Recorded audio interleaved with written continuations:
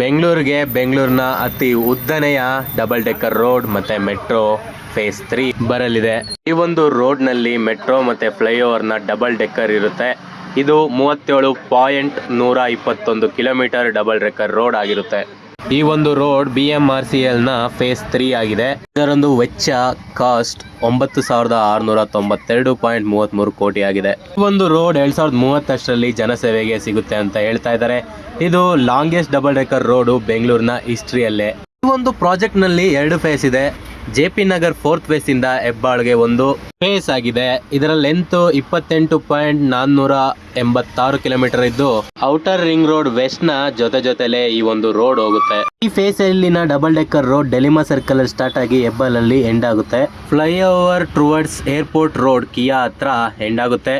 Metro ಮಾತ್ರ ಕೆಂಪಾಪುರದವರೆಗೂ continue ಆಗುತ್ತೆ. Corridor 2 ಅಲ್ಲಿ ಹೊಸಳ್ಳಿ ಟು ಕಡಬಗೆರೆಗೆ ಹೋಗುತ್ತೆ. ಇದರ ಲೆಂತ್ 8.635 ಕಿಲೋಮೀಟರ್ ಇದೆ. ಈ double decker road KHB colony to Kadabagere ಹೋಗುತ್ತೆ. ಈ ಒಂದು ಡಬಲ್ ಡೆಕ್ಕರ್ ಯಾವ್ಯಾವ ಲೋಕಲ್ ಟ್ರಾಫಿಕ್ಗೆ ಲೂಪ್ ಆಗುತ್ತೆ ಅಂತ ನೋಡೋದಾದ್ರೆ ಸರಕಿ ಜಂಕ್ಷನ್ ಕನಕಪುರ ರೋಡ್ ಹತ್ರ, nice road, Mysuru road, Vinayaka layout, Sumanahalli junction, Goraguntepalya, Tumakuru road, Hebbal towards airport. Corridor 1 ನಲ್ಲಿ ಲೂಪ್ ಆಗುವಂತ ಲೋಕಲ್ ಟ್ರಾಫಿಕ್ಸ್ ಆಗಿತ್ತು. ಈಗ ಕಾರಿಡಾರ್ 2 ಅಲ್ಲಿ ಲೂಪ್ ಆಗುವಂತದ್ದು ಈ ಎರಡೇ ಜಂಕ್ಷನ್ಸ್, ಒಂದು ಸುಮ್ನಹಳ್ಳಿ ಜಂಕ್ಷನ್, ಒಂದು ನೈಸ್ ರೋಡ್. ಈ ಎರಡೂನು ಕಾರಿಡಾರ್ 2 ಅಲ್ಲಿ ಲೂಪ್ ಆಗುತ್ತೆ. ಕಾರಿಡಾರ್ 1 ನ ಲೂಪ್ ಬಂದು 5.565 ಕಿಲೋಮೀಟರ್. ಕಾರಿಡಾರ್ 2 ನ ಲೂಪ್ ಲೆಂತ್ ಬಂದು 3.19 ಕಿಲೋಮೀಟರ್ ಆಗಿದೆ.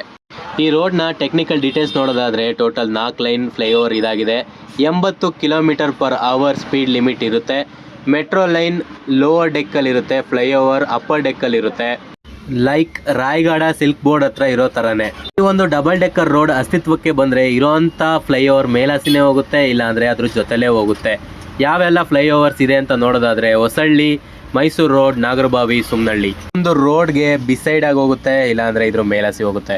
ಈ ಒಂದು ರೋಡ್ನ ಫಂಡಿಂಗ್ ವಿಚಾರಕ್ಕೆ ಬರೋದಾದ್ರೆ ಕರ್ನಾಟಕ ಸರ್ಕಾರ 50% ಕೊಟ್ಟರೆ ಗ್ರೇಟರ್ ಬೆಂಗಳೂರು ಅಥಾರಿಟಿ GBA 10% ಕೊಡ್ತಾ ಇದೆ. ಇನ್ನು ಮಿಕ್ಕಿದ್ದು 40% ಲೋನು. ಸರ್ಕಾರಕ್ಕೇನೆ ಲೋನ್ ಅವಶ್ಯಕತೆ ಬೀಳುತ್ತೆ, ಇನ್ನು ಮನೆ ಕಟ್ಟೋದು ನಮಗೆ ಲೋನ್ ಅವಶ್ಯಕತೆ ಬೀಳಲ್ವಾ? ಇರಲಿ.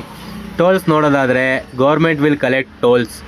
ಸರ್ಕಾರ ಟೋಲ್ಸ್ನ ಕಲೆಕ್ಟ್ ಮಾಡುತ್ತೆ. ಈ ರೋಡ್ ಮೇಲೆ ಚಾರ್ಜಸ್ಸು ಇನ್ನೂ ಫೈನಲೈಸ್ಡ್ ಆಗಿಲ್ಲ. ಮೆಟ್ರೋ ಮತ್ತು ಟೋಲ್ನ ಕಂಬೈನ್ಡ್ ರೆವೆನ್ಯೂ ಇರೋದ್ರಿಂದ ಈ ಒಂದು ಪ್ರಾಜೆಕ್ಟ್ನ ಫೈನಾನ್ಷಿಯಲಿ ವಯಬಲ್ ಮಾಡುತ್ತೆ. FIRR 16.5% ಬರುತ್ತೆ.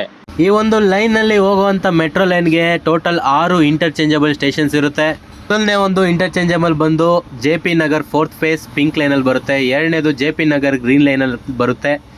ಮೈಸೂರು ರೋಡ್ ಹತ್ರ ಪರ್ಪಲ್ ಲೈನಲ್ಲಿ ಬರುತ್ತೆ. ಸೊಮ್ನಹಳ್ಳಿ ಕ್ರಾಸ್ ಕಾರಿಡಾರ್ 1 ಮತ್ತು 2 ಇಂಟರ್ಚೇಂಜಿಂಗ್ ಇರುತ್ತೆ. ಗೊರಗುಂಟೆಪಾಳ್ಯ ಹತ್ರ ಗ್ರೀನ್ ಲೈನ್ಗೆ, ಕೆಂಪಾಪುರದ ಹತ್ರ ಬ್ಲೂ ಲೈನ್ಗೆ ಇಂಟರ್ಚೇಂಜಬಲ್ ಕನೆಕ್ಷನ್ಸ್ ಇರುತ್ತೆ. ಈ ಒಂದು ಪ್ರಾಜೆಕ್ಟ್ ನ ಕರೆಂಟ್ ಸ್ಟೇಟಸ್ ನೋಡೋದಾದ್ರೆ PR ಮತ್ತೆ detail design consultancy DDC report ready ಇದೆ. ಟೆಂಡರು ಇನ್ನೇನು ಬೇಗನೆ ಶುರು ಆಗುತ್ತೆ. ಮೆಟ್ರೋ ಮತ್ತೆ ಫ್ಲೈಓವರ್ನ ಒಬ್ಬನೇ ಕಾಂಟ್ರಾಕ್ಟರ್ ಕಟ್ತಾರೆ. Same contractor will construct the both metro and flyovers.